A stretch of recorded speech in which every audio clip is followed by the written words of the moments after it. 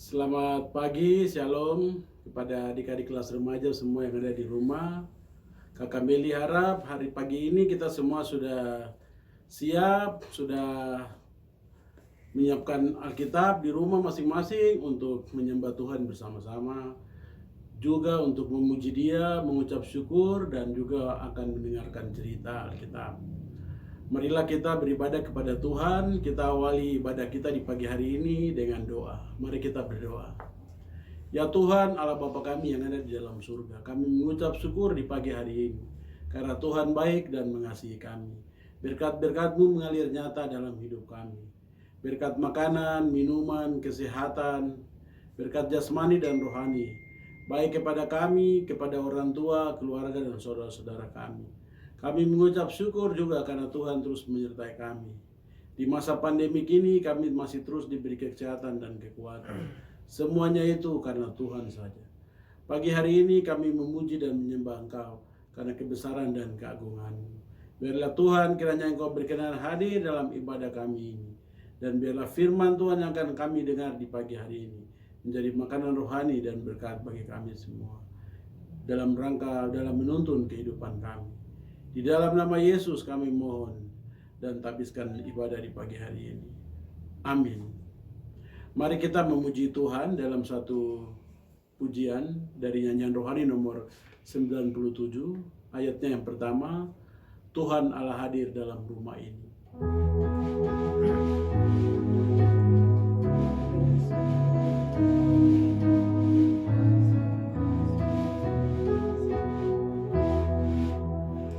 Tuhan Allah hadir dalam rumah ini, hai sembah sujud di sini, diam dengan hormat, tunduklah semua, tubuh serta jiwa juga, terimalah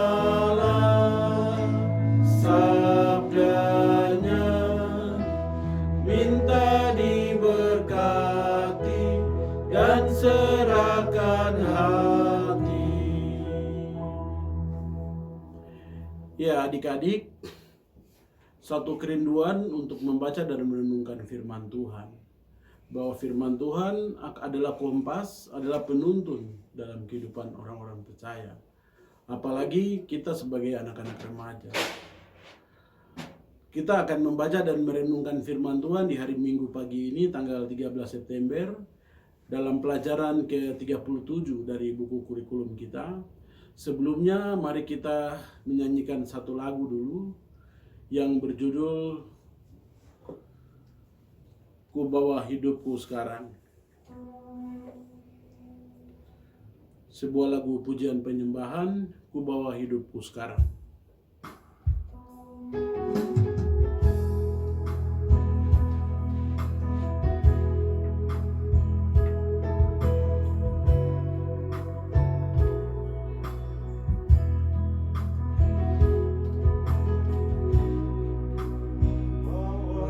Hidupku sekarang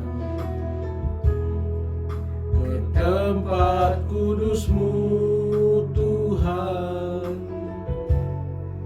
di mezbamu ku serahkan seluruh hidupku. Penuhi hatiku sekarang, penuhi hatiku sekarang dengan urapan yang baru. Ku lebih lagi mendengar suara-Mu. Jadikan aku Tuhan, jadikan aku Tuhan, rumah doa-Mu, rumah doa-Mu,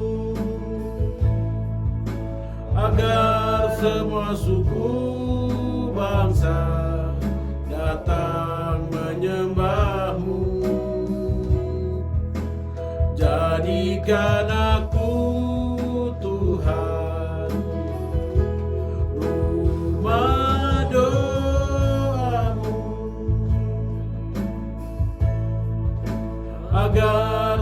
semua suku bangsa datang menyembahmu. Mari kita bersatu di dalam doa sebelum membaca dan merenungkan firman Tuhan. Ya Tuhan Allah Bapa kami yang ada dalam surga, terima kasih karena Roh Kudus terus menuntun dan memimpin hidup kami. Bapa di surga, firman-Mu adalah pelita dan terang di jalan kami. Bahwa ketika kami merenungkan Taurat-Mu siang dan malam, maka hidup kami akan berhasil. Dan kami akan berbuah, bertumbuh dan berbuah lebat. Untuk itu di pagi hari ini, kami semua akan membaca dan merenungkan firman-Mu. Biarlah Roh Kudus memimpin dan menuntun kami. Biarlah firman Tuhan yang akan kami baca dan renungkan di pagi hari ini menjadi makanan rohani, menjadi berkat bagi kami semua. Di dalam nama Yesus kami berdoa dan mohon tuntunan Roh Kudus. Amin. Ya, bacaan Alkitab dalam Kisah Para Rasul pasal 9. Kisah Para Rasul pasal 9. Ayatnya yang ke-1 sampai ayatnya yang ke-19a. Dengan judul pelajaran kita hari ini yaitu Saulus bertobat. Adik-adik yang membawa Alkitab, membuka Alkitab di rumah bisa ikuti dengan membaca, bisa dengan bersuara, sehingga adik-adik mendengar juga bacaan itu. Saulus bertobat. Sementara itu berkobar-kobar hati Saulus untuk mengancam dan membunuh murid-murid Tuhan. Ia menghadap imam besar dan meminta surat kuasa daripadanya untuk dibawa kepada majelis Yahudi di Damsyik, supaya jika ia menemukan laki-laki atau perempuan yang mengikuti jalan Tuhan, ia menangkap mereka dan membawa mereka ke Yerusalem. Dalam perjalanan ke Damsyik, ketika ia sudah dekat kota itu, tiba-tiba cahaya memancar dari langit mengelilingi dia. Ia rebah ke tanah dan kedengaranlah olehnya suatu suara yang berkata kepadanya, "Saulus, Saulus, mengapa engkau menganiaya aku?" Jawab Saulus, "Siapakah engkau Tuhan?" Katanya, "Akulah Yesus yang kau aniaya itu." Ayatnya yang ke-6, "Tetapi bangunlah dan pergilah ke dalam kota. Di sana akan dikatakan kepadamu apa yang harus kau perbuat." Maka termangu-mangulah teman-temannya seperjalanan, karena mereka memang mendengar suara itu, tetapi tidak melihat seorang pun juga. Saulus bangun dan berdiri, lalu membuka matanya, tapi ia tidak dapat melihat apa-apa. Mereka harus menuntun dia masuk ke Damsyik. 3 hari lamanya ia tidak dapat melihat, dan 3 hari lamanya ia tidak makan dan minum. Di Damsyik ada seorang murid Tuhan bernama Ananias. Firman Tuhan kepadanya dalam satu penglihatan. "Ananias," jawabnya, Ini aku Tuhan." Firman Tuhan, "Mari pergilah ke jalan yang bernama Jalan Lurus, dan carilah di rumah Yudas seorang dari Tarsus bernama Saulus. Ia sekarang berdoa." Dan dalam satu penglihatan ia melihat bahwa seorang yang bernama Ananias masuk ke dalam dan menumpangkan tangannya ke atasnya, supaya ia dapat melihat lagi. Jawab Ananias, "Tuhan, dari banyak orang telah kudengar tentang orang itu, betapa banyaknya kejahatan yang dilakukannya terhadap orang-orang kudus-Mu di Yerusalem. Dan ia datang kemari dengan kuasa penuh dari imam-imam kepala untuk menangkap semua orang yang memanggil nama-Mu. Tapi firman Tuhan kepadanya, Pergilah, sebab orang ini adalah alat pilihan bagiku untuk memberitakan namaku kepada bangsa-bangsa lain, serta raja-raja dan orang-orang Israel. Aku sendiri akan menunjukkan kepadanya betapa banyak penderitaan yang harus ia tanggung oleh karena namaku." Lalu pergilah Ananias ke situ dan masuk ke rumah itu.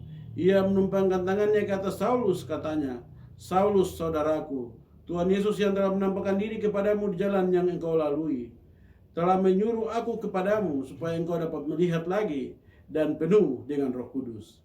Dan seketika itu juga seolah-olah selaput gugur dari matanya, sehingga ia dapat melihat lagi. Ia bangun lalu dibaptis. Dan setelah ia makan, pulihlah kekuatannya. Ya, adik-adik dan orang tua, keluarga semua yang ada di rumah, kisah pertobatan Paulus ini telah banyak kita dengar, apalagi adik-adik kelas remaja, sudah berapa tahun ini kita mengulangi pelajaran ini.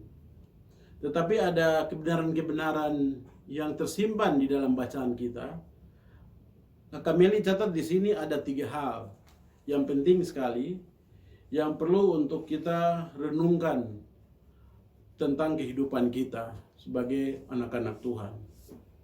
Yang pertama yaitu bahwa Tuhan mampu melakukan segala sesuatu, termasuk juga mengubah hati manusia.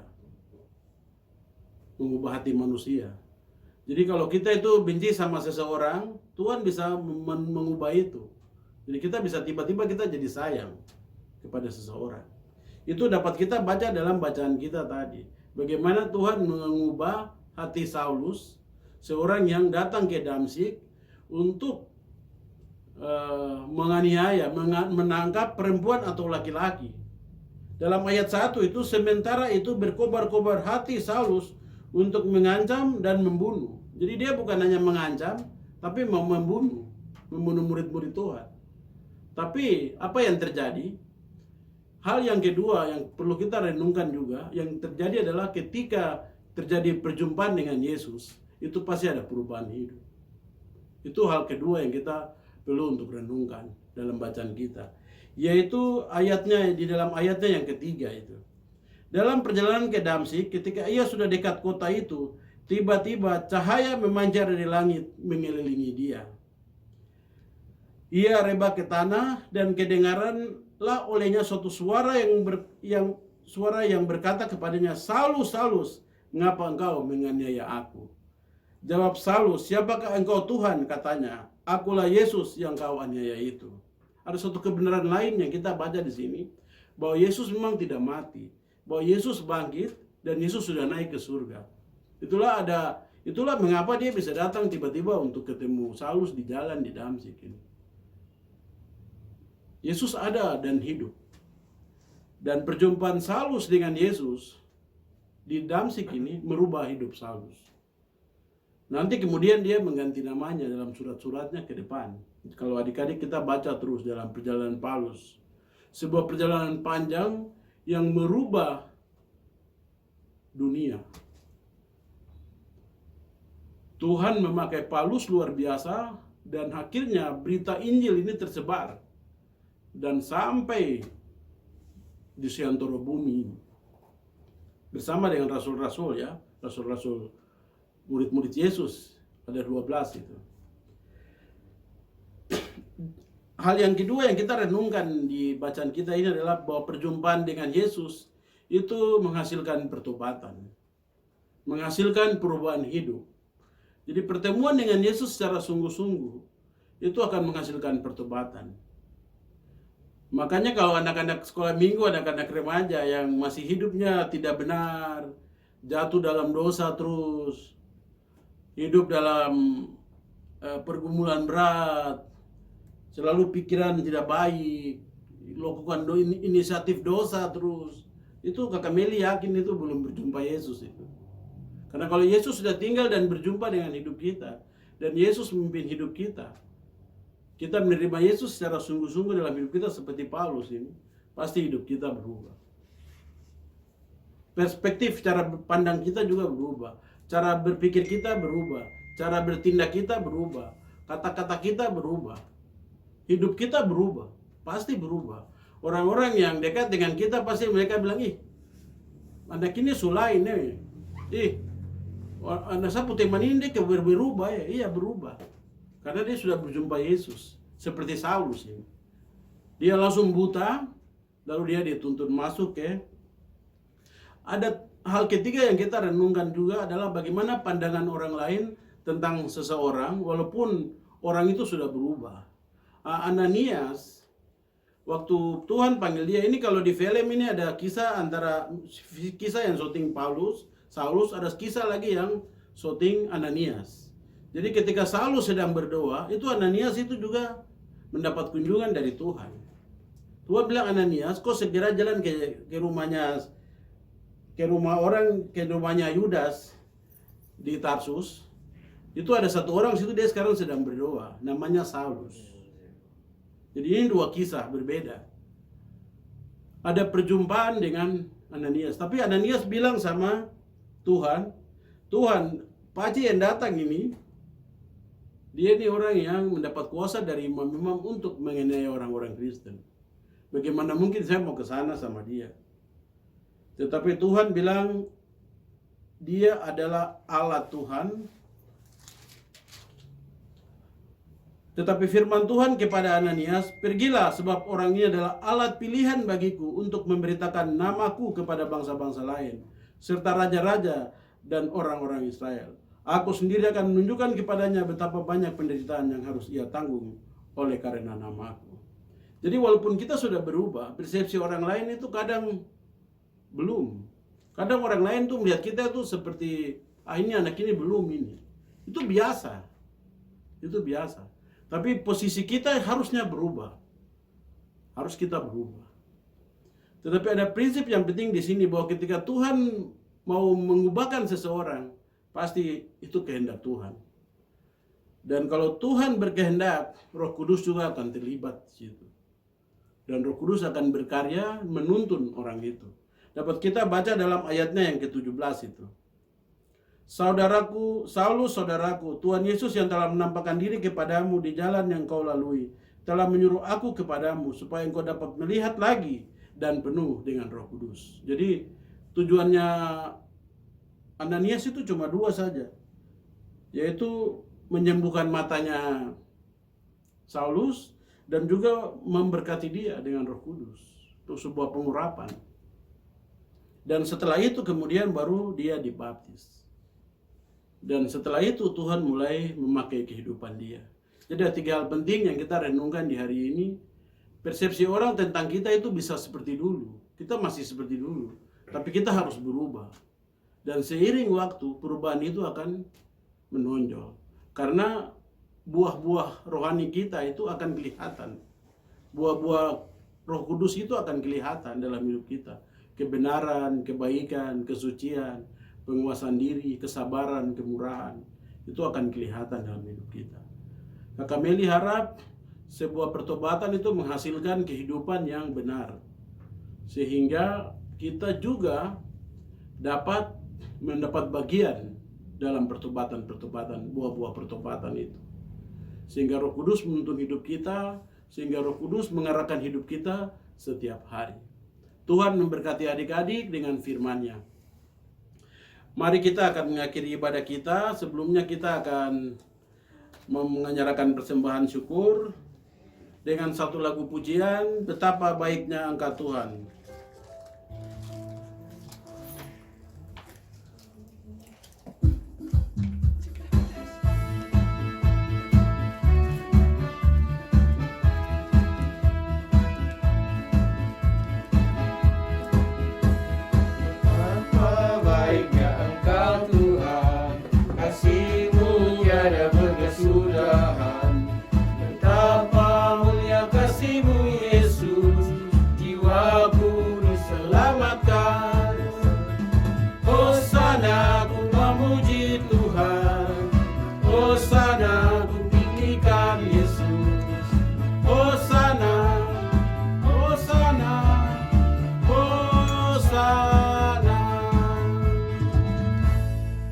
Ya adik-adik, Tuhan memberkati kita. Mari kita akhiri pelajaran dan ibadah kita di hari ini dengan doa. Mari kita berdoa. Tuhan, terima kasih untuk semua yang Tuhan kerjakan dalam hidup kami. Hamba berdoa dan menyerahkan adik-adik semua ke dalam tangan-Mu. Tuhan kiranya menyertai dan melindungi mereka dalam masa pandemi corona ini. Tuhan menyertai mereka dalam pembelajaran-pembelajaran secara online yang mereka ikuti di rumah. Tuhan memberkati mereka juga dengan kekuatan kesehatan. Orang-orang tua mereka Tuhan memberkati. Hamba berdoa menyerahkan pemerintah yang telah dan terus berupaya untuk menyelesaikan persoalan-persoalan.